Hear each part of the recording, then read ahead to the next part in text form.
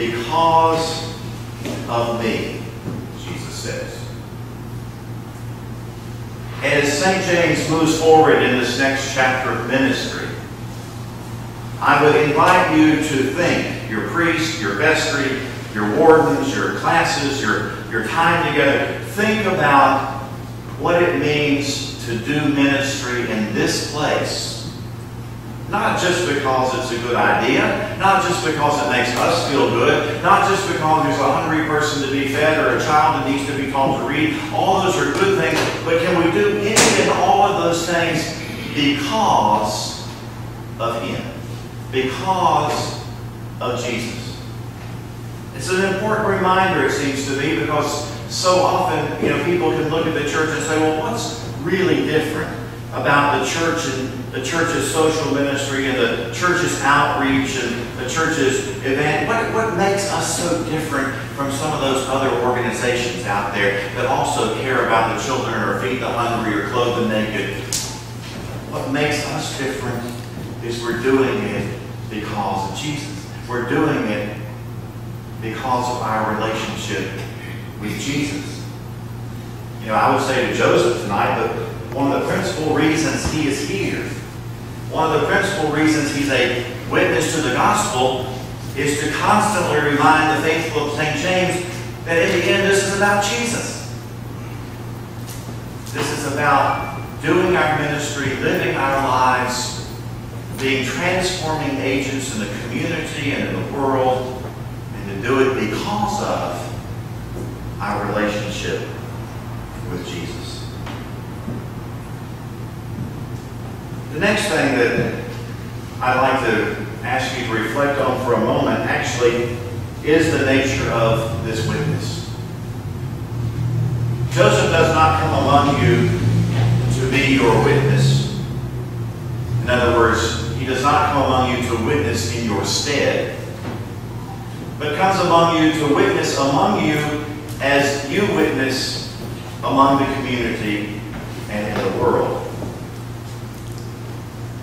I can think of a few things that the church needs to get any clearer about in our time than how our lives and our words are actually witnessed. And the reading from the first epistle of Peter this evening has that marvelous insight that I think is so vital. It's translated a little differently in the version that we heard tonight, but a slightly different nuance of the text would read, always be poised to give account of the hope that is within you.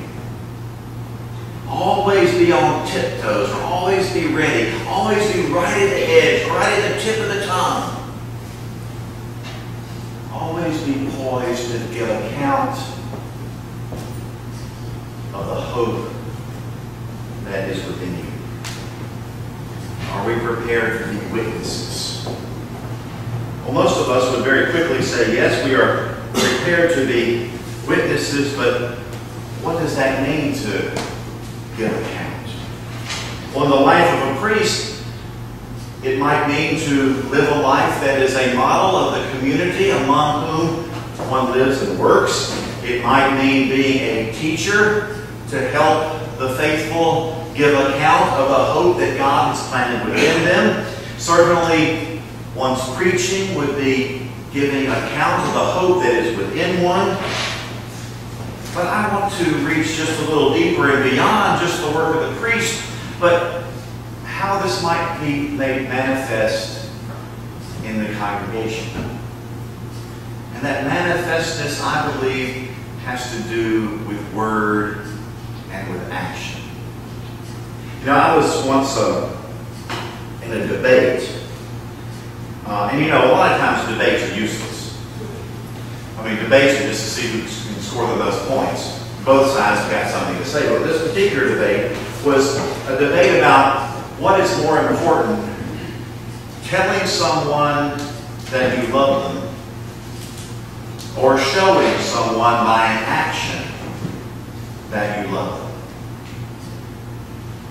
And one can go off at some length defending either side of that proposition. But at the end of the day, one finally begins to realize that to tell someone you love them over and over and over, and that is never made concrete in any sort of tangible, real, passionate action, then those words are going to ring hollow. By the same time, you can show someone you love them over and over and over again, but there's a kind of shallowness to those actions unless you're prepared to look them in the eye and say, I love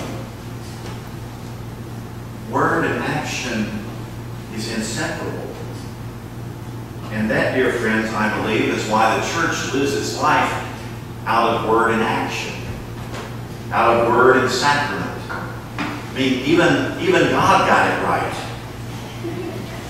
God tells us He loves us, but gives us the sacraments as the sign, as the actions, as the embodiments of that love.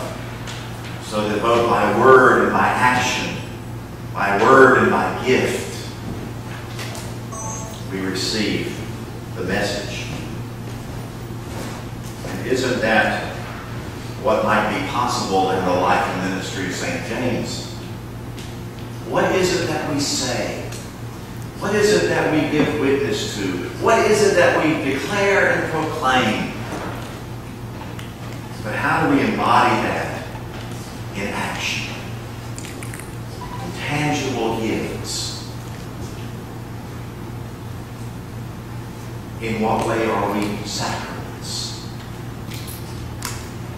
of the love and embodiment of the love of God? But by the same token, you know, if we were a social service agency, feeding children and helping people at a difficult time in their lives, or whatever that mission might be, how hollow would some of that action be if it was not accompanied by the word, accompanied by the witness, accompanied by the proclamation, accompanied by the declaration that we do this not just because you need it, but we do it because of God.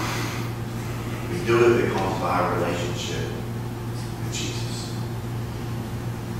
Dear friends, I can't tell you how delighted I am that Joseph Shippen will be your priest, rector.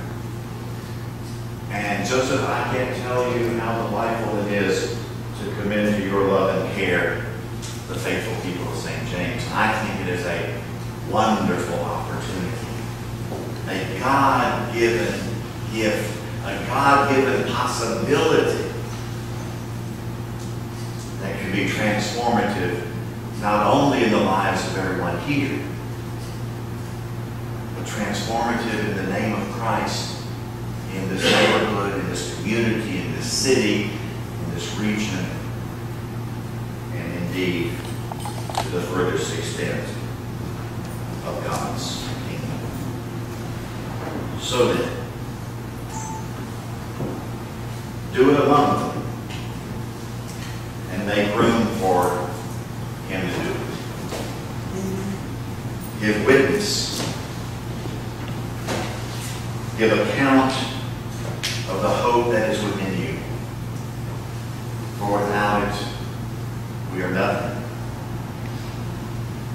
And express your life always in words and in actions.